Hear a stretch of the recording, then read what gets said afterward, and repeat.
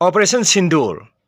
India na ngasi ahingi pung amaga minit mangadagina ahingi pung amaga minit kuntra phawbada pangthokkiba strike adubuni Operation Sindoor haibsi.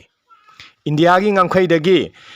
India gi Air Force, Army amadi Navy sing punduna makoi ohumangna pulla kandura chathagibi strike adubuni Operation Sindoor haibsi.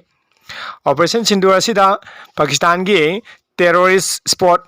mafam mapanda strike tawduna Pakistan gi terrorist kaya ama hatkhre amadi makoi gi infrastructure kaya ama terror camp kaya ama thuaikhre. Masida yamna nungairiba wafam amadi India dagi 1999 da thadokhiba Masood Azhar gi Emungi mi tara mari sikhiba sini. Makoi Emungi mi tara mai plap sikhiba jira Masood Azhar na thamoi kaina nungara moi mak masaju siogdibu kaino ka khalamgani ko ado aduguma terrorist adugi masa masung sing yauna maki Emungi mi tara mari sikhre. Aduga amo India na su asum strike asi tawkra matungda yam checkinna ji border ngak semi thak paikhali India gi S400 su activate tawkhre haibana singba paw kyam lagli amadi India romda Pakistan romdagi nomai kapsakpa India na ju halna kappa artery shelling na singba mayam tawre habegi paw tare ko aduga hauji ngasigi haujiki oba yamna maroi ba paw ama khangna Pakistan na su mahaki army da akoi gi India gi Operation Sindoor gi paukhum oina khut hallu haidun order pikre ada Pakistan su India da khut halakpa yari adoi beta gadi India ga Pakistan ga si asoba full scale war ama tholakpa yabu oithokpa lei mandi Pakistan na amu India khut halakta di sungsoi isode India na su Pakistan da asoba strike ama tawgani habasi soidra wafamni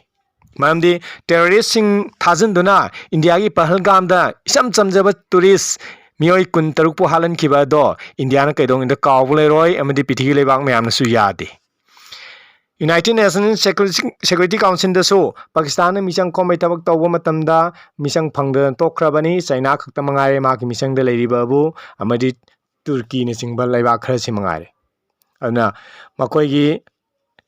Muslim gi country oriba Saudi Arabia, United Arab Emirates na singbal lebak kaya na phaw Pakistan da support tawiba nati.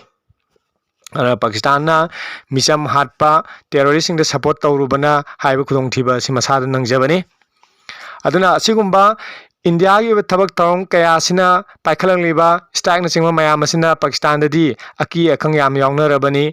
mi kaya amasu sirabani aduna Pakistan gi miyam di India na khangliba se nakoina terrorist thajun India da awana khudong thiba sum nang halabadi nakoi jawa na khudong thiba miyam nangani haibado India na Pakistan da patambiba paraneba Operation Sindoor se lakadariba numit kharni asida achauba war amadi sungsoi soin thoklagani haibasi hoji oriba phibam jina taklabani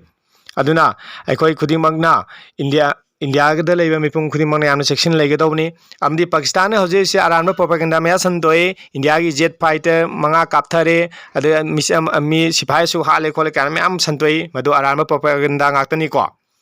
matang matang ge ba no video kaya pujarake na mayam channel su subscribe toksan biu